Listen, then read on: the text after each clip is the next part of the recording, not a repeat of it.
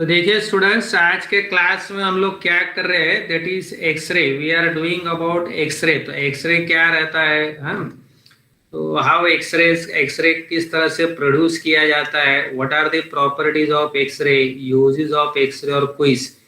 तो सबसे पहले हम देखेंगे व्हाट आर एक्सरे। एक्सरे क्या रहता है, जैसे मैंने आपको बताया, अननोन रेज। एक्सरे जो है ये अननोन रेज है। ये प्रोफेसर रोटोजन ने इसको डिस्कवर किया एक्सीडेंटली। रेडिएशंस में उसके हाथ चले गए थे और उसका हाथ का पूरा यहाँ पर फोटोग्राफ आ गया था। तो उसको उस वक्त नहीं पता था ये रेस क्या है, तो उसके लिए उसको अननोन रेस कहा गया था। तो मैथ्स में अननोन को एक्स कहा गया था, तो एक्सरे उसने नाम दिया। आज तक वो वैसे ही रह गया, अभी भी वैसे ही चल रहा है। तो हम लोग उसके बाद देखेंगे कि X-ray first Nobel prize in physics जो है वो एक्सरे को दिया गया है। तो सबसे पहले हम देखेंगे कि एक्सरे को किस तरह से प्रोड्यूस किया जा रहा है, उसके प्रॉपर्टीज क्या है, उसके यूजेस क्या है और क्विज। तो एक्सरे को प्रोडक्शन कैसे किया जा रहा है, हाउ एक्सरेज आर प्रोड्यूस, उसके प्रॉपर्टी क्या है, उसके यूजेस क्या है, उसके क्विज क्या है। हाँ, तो देखिए ये एक्सरे जो रहता है, सबसे पहले इसके बहुत से प्रॉपर्टी रहेंगे। अब आप देखो, एक्सरे जो रहता है उसका वेव बहुत छोटा आता है, काफी छोटा वेव आता है।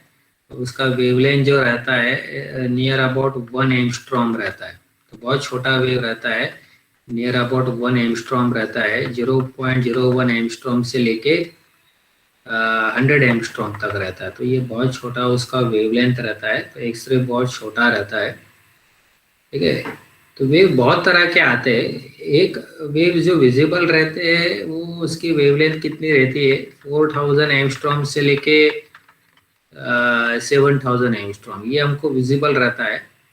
उसके बाद वायलेट रहता है, अल्ट्रा वायलेट रहता है, एक्सरे रहता है, गामा रहता है। तो ये सब छोटे वेव रहते हैं। अल्ट्रा वायलेट छोटा रहता है, एक्सरे और छोटा रहता है, गामा और छोटा रहता है।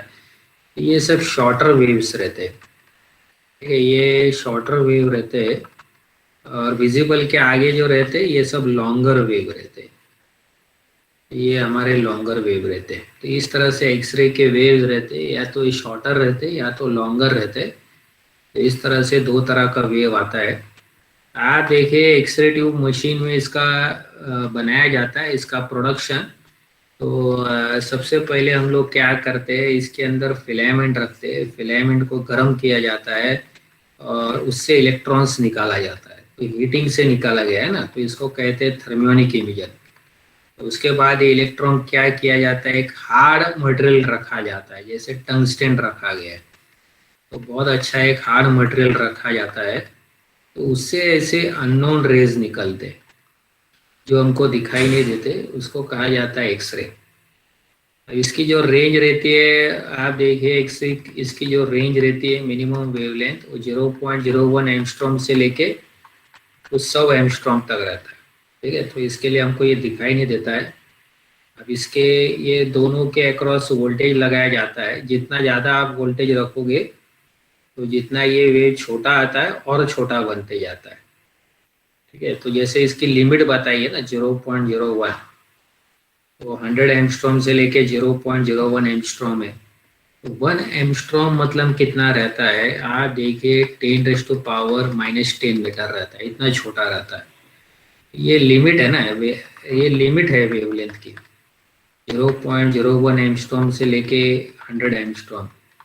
तो क्या इसको और लिमिट को चेंज कर सकते हैं, क्या इसको और छोटा बना सकते हैं, बना सकते हैं। वोल्टेज ज़्यादा रखेंगे तो ये और छोटा हो जाएगा। तो एक्सरे से जो मिनिमम वेवलेंथ आता है, आप देखिए जो छोटा वेव आता है सबसे मिनिमम, यानी कि इसकी लिमिट जो रहती है वो 12,400 डिवाइड बाय बैटरी वोल्टेज, और उसका एंगस्ट्रॉम में आएगा। जितना आप इस बैटरी वोल्टेज को बड़ा रखोगे, जितना इसको बड़ा रखोगे उतना ये क्या हो जाएगा, छोटा होते जाएगा। इस तरह से बैटरी वोल्टेज जो है, ये एक्सरे में से जो छोटा वेव आ रहा है उसको ये कंट्रोल कर सकता है।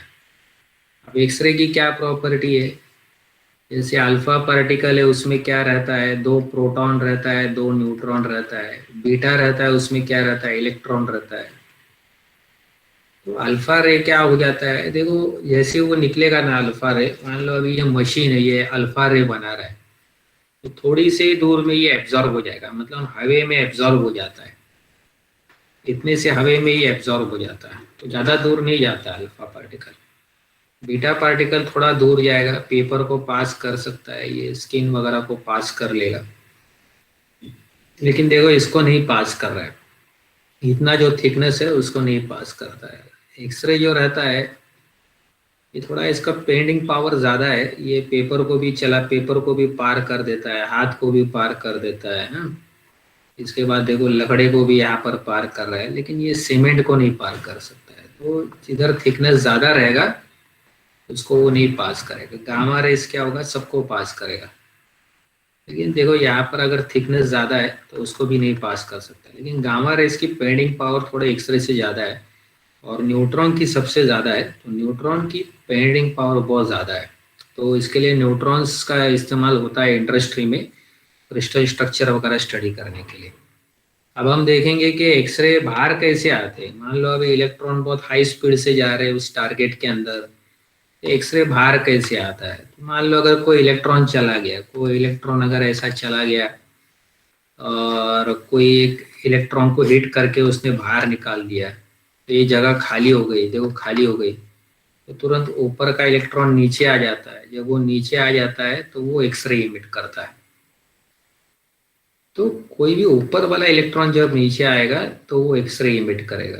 तो एक तो ये चीज, जैसे हम लोग ट्रेन में बैठते हैं, हम लोग उड़ गए, जगह खाली हो गई, तो कोई नजीक का पैसेंजर आके बैठ जाता है ना, तो वैसे ही कोई ऊपर का इलेक्ट्रॉन अगर नीचे आ जाएगा तो जगह खाली हो जाएगी, तो तुरंत कोई भी ऊपर का इलेक्ट्रॉन नीचे आके ये जगह को ऑक्यूपाई करेगा तो एक्सरे फेंकेगा। इसका मतलब कोई भी इलेक्ट्रॉन अगर हिट करेगा और इलेक्ट्रॉन को बाहर निकाल देगा, तो ऊपर का इलेक्ट्रॉन आके नीचे जंप करेगा तो वो एक्सरे फेंकेगा।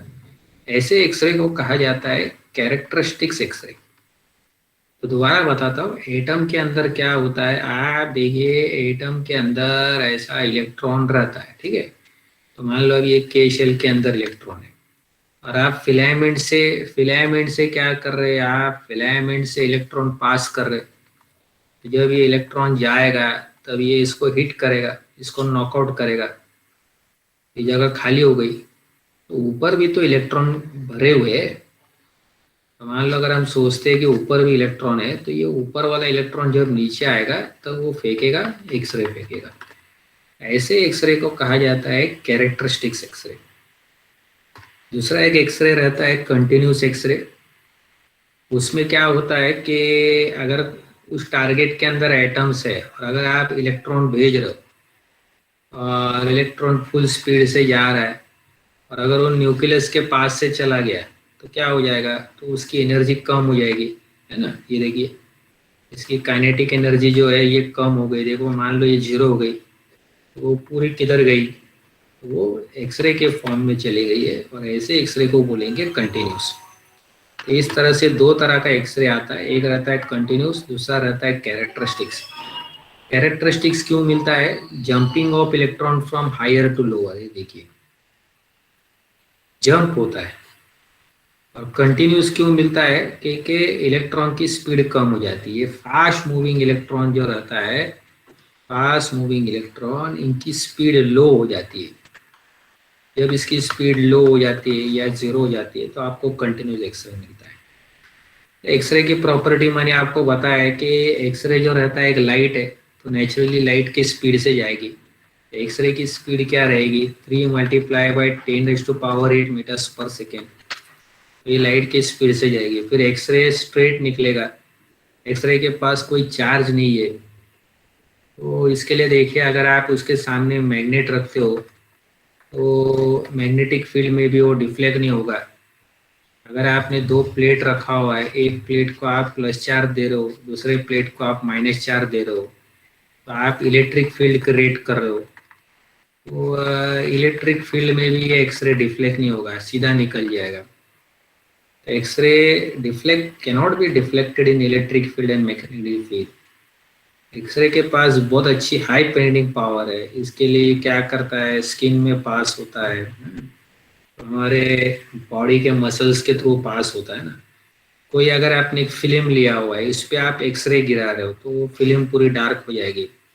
ट्यूबलाइट के अंदर मान लो कोई फ्लोरोसेंट मटेरियल है, तो उस पे एक्सरे गिराएंगे तो ग्लो हो जाएगा। आप एक्सरे एक लाइट है, तो उसके वजह से आप मेटल्स में से इलेक्ट्रॉन को बाहर निकाल सकते हो, तो आप फोटो इलेक्ट्रिक इमेजिंग कर सकते हो। एक्सरे कोई गैस के अंदर आपने पास किया हुआ है, तो गैस में से एटम्स में से आप प्लस और माइनस चार्ज को सेपरेट कर सकते हो। गैस के जो एटम्स है उसमें से प्लस और माइनस को आप निकाल के उसको सेपरेट कर सकते हो। इसको कहा जाएगा आयोनाइजेशन। आप आयोनाइजेशन भी कर सकते हो। तो इस तरह के एक्सरे के यूजेस है, उसके प्रॉपर्टीज है। ठीक है। एक्सरे आप बोन्स के अंदर फ्रैक्चर है वो फाइंड करने में यूज होता है।